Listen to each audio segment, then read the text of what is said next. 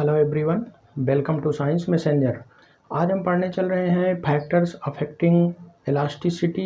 इसका मतलब प्रत्यास्थता को कौन कौन से फैक्टर हैं जो अफेक्ट करते हैं, इसी को हम सुरक्षा के कारक भी कहते हैं। तो सबसे पहले हम देखते हैं पहला फैक्टर इफ़ेक्ट ऑफ टेम्परेचर। जब हम किसी मेटल या किसी मटेरियल को गर्म करते हैं तो उसकी प्रत्यास्थता यानी इलास्टिसिटी पर क्या फ़र्क पड़ता है। तो जब हम किसी मटेरियल को गर्म करते हैं तो उसका मॉडुलस ऑफ इलास्टिसिटी घटता है।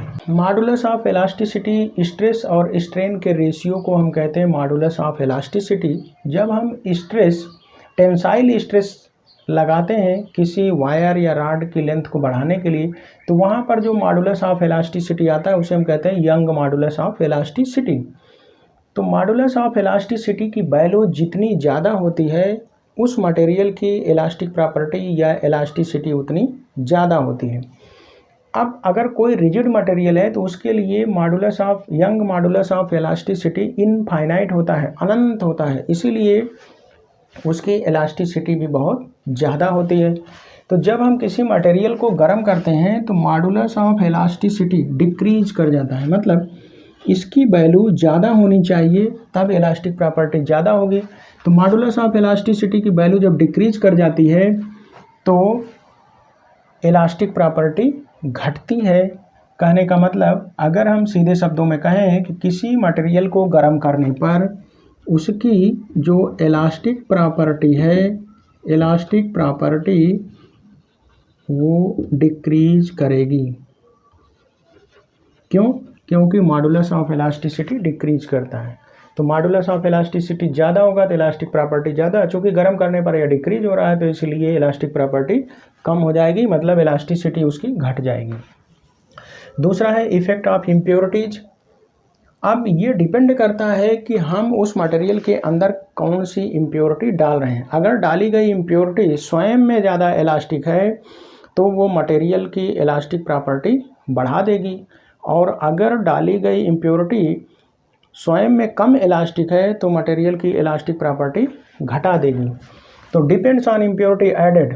अब अगर हम कार्बन को आयरन में डाल दें तो आयरन की इलास्टिसिटी या इलास्टिक प्रॉपर्टी बढ़ जाती है। ठीक उसी तरह से अगर हम गोल्ड के अंदर पोटेशियम डाल दें तो पोटेशियम को गोल्ड में डालने से सोने की इलास्टिक प्रॉपर्टी बढ़ जाती है। तो ये डिपेंड करता है कौन सी इम्प्योरिटी किस मटेरियल में डाली जा रही है। अगर डाली जाने वाली इम्प्योरिटी स्वयं में ज़्यादा इलास्टिक है तो मटेरियल की इलास्टिक प्रॉपर्टी बढ़ा देगी, और अगर डाली जाने वाली इम्प्योरिटी स्वयं में कम इलास्टिक है तो मटेरियल की इलास्टिक प्रॉपर्टी घटा देगी। नेक्स्ट है इफ़ेक्ट ऑफ एनिलिंग। एनिलिंग का मतलब होता है किसी वस्तु को गर्म करना और गर्म करने के बाद तुरंत उसे अचानक बहुत सडन ठंडा कर देना, उसी प्रोसेस को हम कहते हैं एनिलिंग। तो ऐसा करने से क्या होता है, जब हम किसी वस्तु को गर्म करेंगे तो उसके एटम या मॉलिक्यूल काइनेटिक एनर्जी पाकर दूर दूर जाएंगे, और तुरंत ही जब हम उसे ठंडा करेंगे तो वहीं पर वो सेट हो जाएंगे। तो उस मटेरियल के अंदर बड़े बड़े क्रिस्टल या बड़े बड़े ग्रेन बन जाएंगे, बड़े बड़े दाने। और जब बड़े बड़े क्रिस्टल बन जाएंगे तो उसकी इलास्टिक प्रॉपर्टी कम हो जाती है, क्योंकि खींचने पर वो जल्दी टूटता है, मॉलिक्यूल के बीच में गैप बन जाता है। तो एनिलिंग करने पर large crystal grains are formed, so elastic property या इलास्टिसिटी डिक्रीजेज। तो कहने का मतलब अगर पूछा जाए कि एनिलिंग से इलास्टिक प्रॉपर्टी बढ़ती है कि घटती है, तो इलास्टिक प्रॉपर्टी घटती है। नेक्स्ट है effect of hammering and rolling.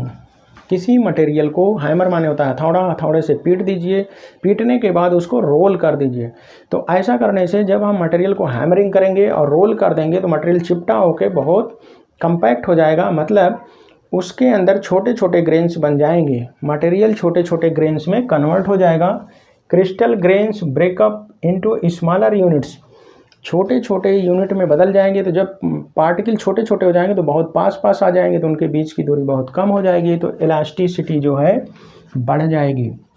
तो ये 4 फैक्टर हैं जिन पर इलास्टिसिटी या प्रत्यास्थता डिपेंड करती। इन्हीं को हम सुरक्षा के कारक भी कहते हैं कि कोई मटेरियल कब टूटेगा, कितना इलास्टिक होगा, कितना प्लास्टिक होगा।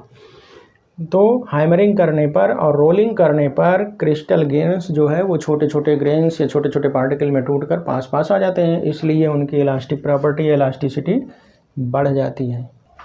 एक बहुत इम्पॉर्टेंट क्वेश्चन है जो अक्सर पूछा जाता है, वो इफेक्ट ऑफ टेम्परेचर पर। इन जनरल जब हम किसी भी मटेरियल को गर्म करते हैं तो गर्म करने पर उसकी इलास्टिक प्रॉपर्टी डिक्रीज होती है, क्योंकि मॉडुलस ऑफ इलास्टिसिटी डिक्रीज होता है। लेकिन